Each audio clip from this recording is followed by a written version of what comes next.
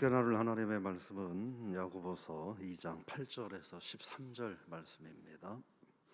야고보서 2장 8절에서 13절 말씀 우리 같이 함께 읽겠습니다. 너희가 만일 성경에 기록된 대로 내 이웃 사랑하기를 내 몸과 같이 하라 하신 최고의 법을 지키면 잘하는 것이거니와 만일 너희가 사람을 차별하여 대하면 죄를 짓는 것이니 율법이 너희를 범법자로 정죄하리라. 누구든지 온 율법을 지키다가 그 하나를 범하면 모두 범한 자가 되나니 간음하지 말라 하시니가 또한 살인하지 말라 하셨은즉 네가 비록 간음하지 아니하였어도 살인하면 율법을 범한 자가 되느니라. 너희는 자유의 율법대로 심판받을 자처럼 말도 하고 행하기도 하라. 공의를 행하지 아니하는 자에게는 공의롭는 심판이 있으리라. 긍휼은 심판을 이기고 자랑하느니라. 아멘. 오늘 말씀의 제목을 최고의 법, 최고의 삶 이런 제목으로 말씀을 함께 나눠보고자 합니다. 세상에서 어떤 삶이 가장 최고의 삶일까 이런 생각을 해봅니다. 가치관에 따라서 다를 것 같아요. 가장 비싸고 맛있는 걸 먹는 삶이 최고의 삶일 거다 이런 생각을 하는 분도 있을 거고, 또 가장 좋은 집에서 가장 남보다 좋은 여건에 사는 것이 최고의 삶일 거다, 또는 가장 높은 직위에 올라서 명예와 부를 누리며 사는 것이 최고의 삶일 거다, 이런 각자의 인생 가치관에 따라서 생각을 할 수 있을 것 같은데, 오늘 야고보서 본문 말씀을 통해서는 최고의 삶은 간단하다. 뭐냐? 최고의 법을 지키며 사는 것이다 하는 거죠. 아무리 높은 직위, 내로라 하는 그런 직위에 있어도 법을 어기면 언젠가는 그 법에 의해서 징계를 받게 됩니다. 아무리 많은 돈을 갖고 있고 아무리 좋은 집에서 살고 먹고 있어도 법을 어기면 언젠가 그 법을 어긴 대가를 지불해야 하는 것입니다. 우리 모든 성도들이 오늘 말씀의 제목대로 최고의 법을 지킴으로 최고의 삶을 살아가는 그런 성도님들이 될 수 있기를 축복합니다. 최고의 삶을 살아가는 데는 결국 많은 돈이 필요치 않다. 하나님 인정하시는 최고의 삶을 살아가는 데는 많은 뭐라고 그럴까요? 세상의 명예, 권력, 배경 이런 것들도 별로 필요치 않다라는 것을 오늘 말씀을 통해서 우리가 살펴보게 됩니다. 8절에 보면 너희가 성경에 기록된 대로 내 이웃 사랑하기를 내 몸과 같이 하라 그러면서 말씀하신 최고의 법을 지키면 잘하는 거다.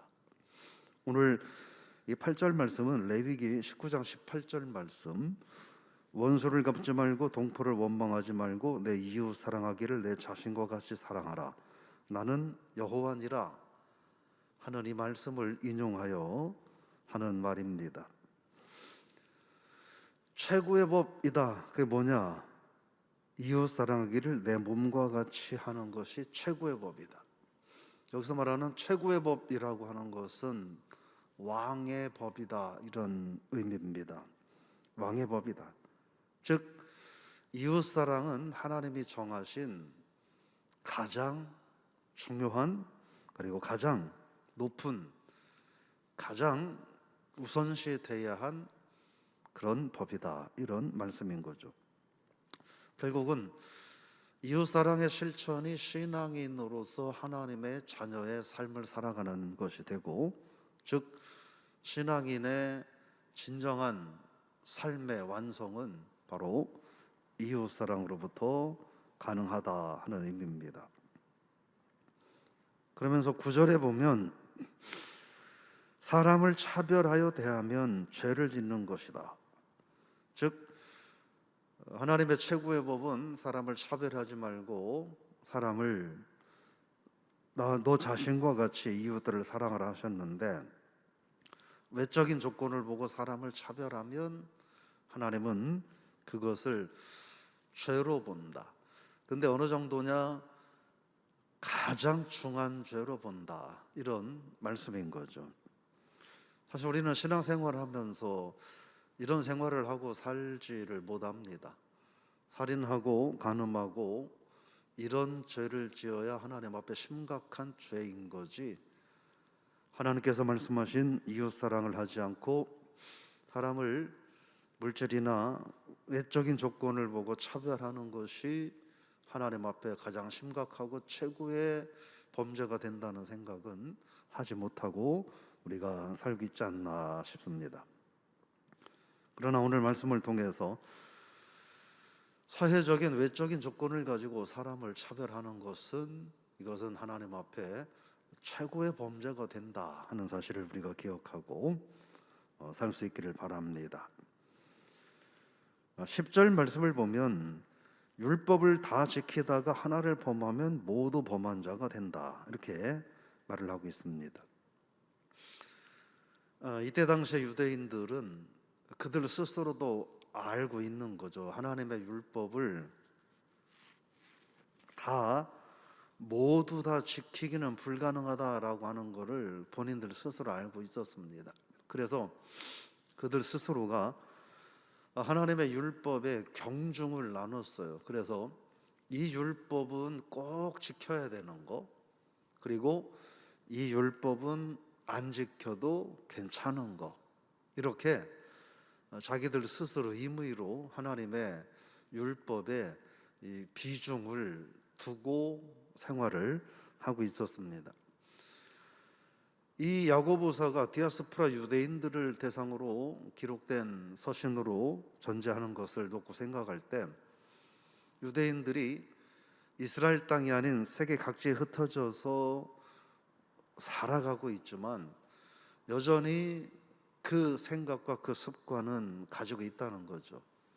하나님의 율법 중에서 이것은 지켜도 되고 이것은 지키지 않아도 되는, 이거를 지키지 않으면 죄가 되고 이거는 지키지 않아도 그렇게 죄가 되지 않는, 이런 가치관과 사고방식을 갖고 살아가는 그들에게 경계를 하는 그런 말씀으로 볼 수 있습니다.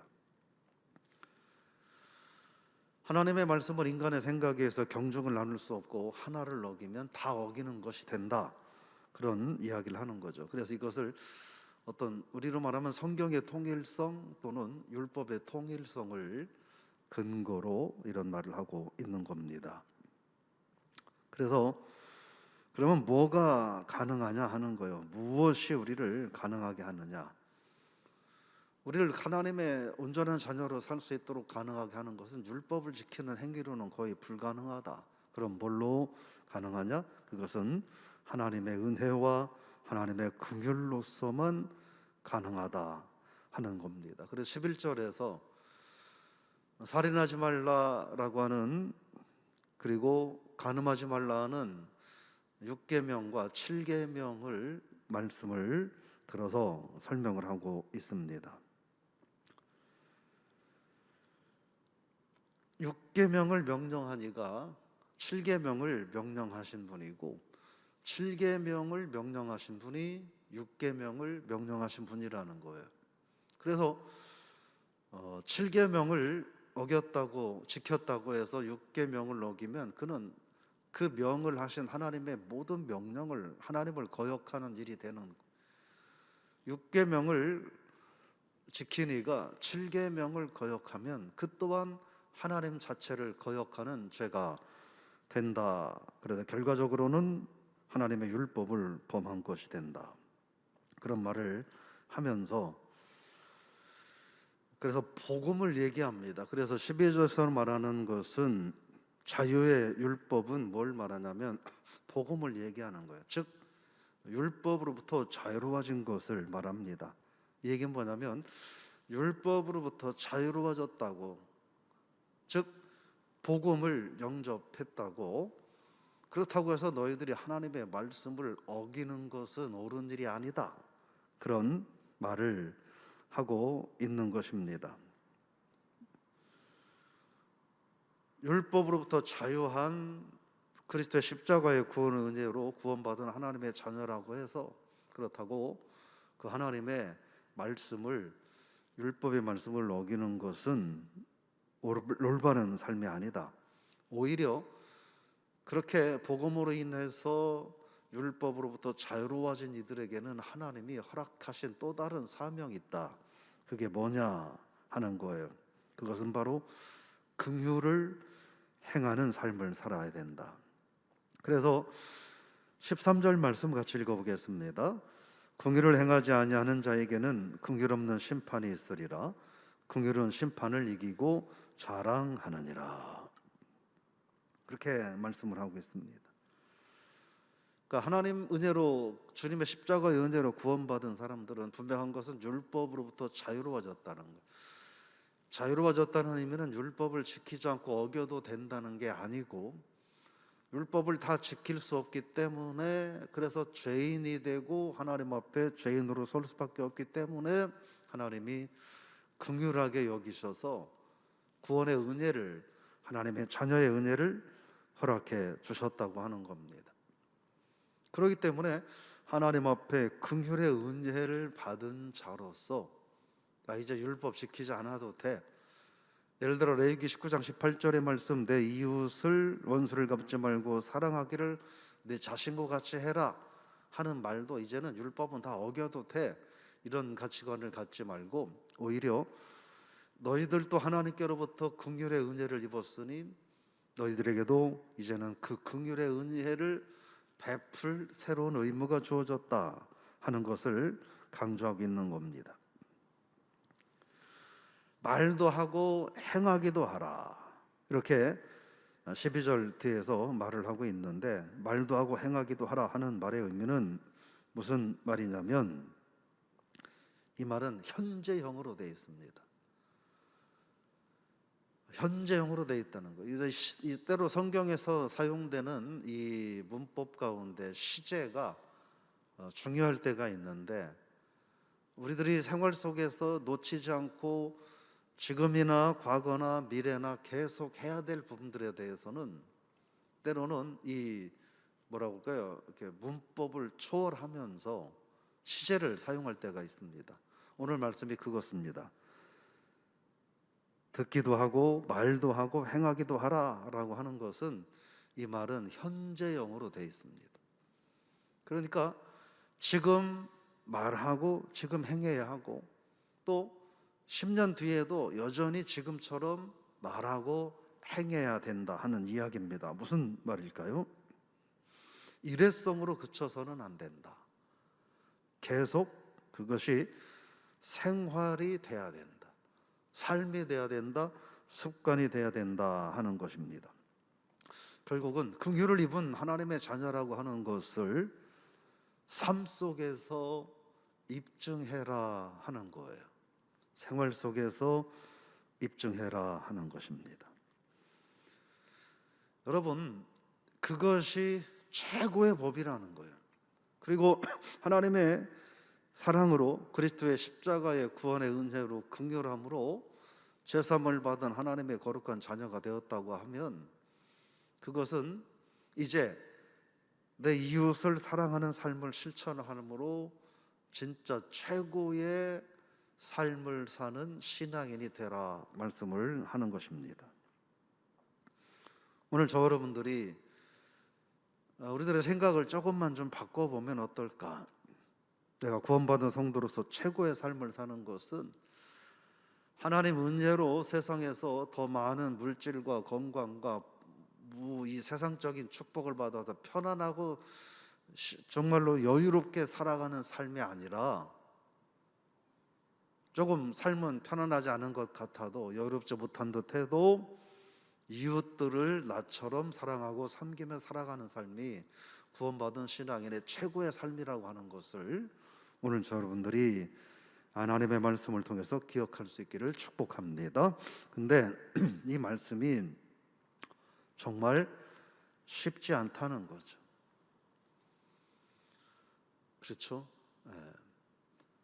한 달에 또는 1년에 우리들이 사용하고 있는 재정의 지출이 어디에 있는가, 이걸 보면 물론 뭐 꼭 필요한, 뭐 불가항력적으로 필요한 부분도 있겠지만, 그러나 우리들이 사용하고 있는 물질의 가장 많은 부분이 어디를 향하여 나아가고 있는가, 우리들의 시간이 어디를 향해서 가장 많이 나아가고 있는가를 보면 그 사람이 무엇을 가장 우선하고 중요하게 여기고 살고 있는가는 답은 나오는 거죠.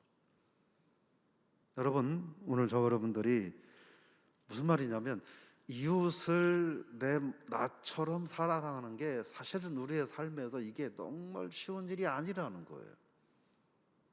그렇잖아요. 정말 쉬운 일이 아니라는 거예요. 그래서 최고의 삶을 살아가는 것이 그렇게 만만하고 쉬운 일은 아니다. 그러니까 하나님께서는 그런 삶을 살 수 있도록 내가 너희들에게 긍휼의 은혜를 먼저 베풀어 주지 않았느냐. 이 은혜는 돈으로도 무엇으로도 살 수 없는 거다. 이런 귀한 은혜를 받았으니 너희도 세상에서 좀 이제 그 삶을 실천하며 살라, 그렇게 우리에게 말씀하는 것이 아니겠습니까? 저와 여러분들이 갖고 있는 에너지의 100%를 모두가 다 이웃을 위해서 쏟고 살 수는 없을 겁니다. 그러나 이걸 다른 관점으로 생각하면 우리 교회 성도들이, 또 모든 교역자들이 조금씩만 내 에너지와 내 물질과 내 시간과 내 삶의 영향력을 조금씩만이라도 어려운 이웃들을 위해서 모아가서 그 마음을 모아서 사용을 하면 귀한 그런 삶이 되지 않을까, 그런 생각을 해봅니다. 그래서 이러한 최고의 삶을 살아갈 때는 인간적인 힘으로만은 살 수 없는 거죠. 그래서 하나님의 은혜를 구해야 하고, 그래서 날마다 성령의 도우심을 구하며 살아갈 수밖에 없다 하는 것입니다. 이 최고의 법을 지키지 않고 최고의 삶을 살지 않는 자들은 디아스포라 유대인들이 범했던 삶의 모습, 즉 하나님의 율법을 내 이익과 형편에 따라서 이건 꼭 지켜야 하고 이건 지켜도 되지 않는 율법의 경중을 나누며 살아가는 삶과 별반 다르지 않은 삶이 될 수 있다 하는 것도 우리가 기억을 하면서, 오늘 너희가 하나님의 은혜로, 그리스도의 십자가의 은혜로 긍휼을 경험했다고 한다면 세상에서도 이제는 긍휼을 실천하는 삶을 살아라. 그것이 최고의 삶이다 말씀을 하시는 겁니다. 정리하면 최고의 법을 지키며 살아가는 자가 최고의 삶을 살아가는 거예요. 우리가 하나님 앞에서 최고의 삶을 살기를 원한다면 하나님께서 말씀하신 최고의 법을 실천하면서, 그것도 일회성으로 그치는 것이 아니라 내 삶에서 지속적으로 실천하면서 살아가는 삶이 되어야 할 줄로 믿습니다. 여러분들 모두 다 각자 힘들고 어려운 삶을 살고 있지만, 그러나 하나님께서는 말씀을 하시는 거예요. 내가 너에게 긍휼의 은혜를 베푼 것처럼 어려운 이웃들을 위하여 긍휼의 삶을 실천하며 살아라. 그러라고 너를 구원한 거다. 그게 진짜 그리스도인이다. 이렇게 말씀하시는 겁니다. 오늘 저 여러분들이 하나님 은혜 안에서 오늘 하루의 삶을, 최고의 삶을 살 수 있기를 축복합니다. 그러기 위해서는 이웃을 너 자신처럼 사랑하라 하시는 이 말씀이 우리에게 부담이 되지만, 부담이 되기 때문에 하나님께서는 최고의 법이라고 말씀하시지 않을까요? 이 최고의 법을 잘 지키며 살아가는, 그래서 하나님께서 네가 최고다 말씀하시는 저 여러분의 삶이 되기를 주 이름으로 부탁을 드리며 축복합니다. 하나님 아버지, 은혜를 감사드립니다. 하나님께서 너희를 사랑하신 것처럼 너희도 내 이웃을 그렇게 사랑해라, 그것이 최고의 법이다. 그런 최고의 법을 지키며 살아가는 이가 최고의 삶을 살아가는 것이다. 하나님 우리에게 말씀해 주셨습니다. 우리가 하나님의 말씀을 기억하고 오늘 하루 우리들 인생을 살아가되 최고의 삶을 살아갈 수 있는 저희들 되게 하옵소서. 그러나 하나님의 말씀의 경중을 내 임의로 구분해서 이것은 지켜야 하지만 이것은 무시하고 지키지 않아도 되는 것이라는 유대인적 발상이 우리들의 신앙 가치관에서 멀어지도록 은혜를 허락하여 주옵소서. 우리들 각자가 한 가정 한 가정, 또 성도 한 분 한 분이 하나님 은혜 안에서 최고의 삶을 살기를 도전하고 시도함으로 우리 교회가 하나님께서 너희가 최고다 말씀해 주시는 행복하고 복된 교회 성도들 되게 하여 주옵소서. 예수님의 이름으로 기도드리옵나이다. 아멘.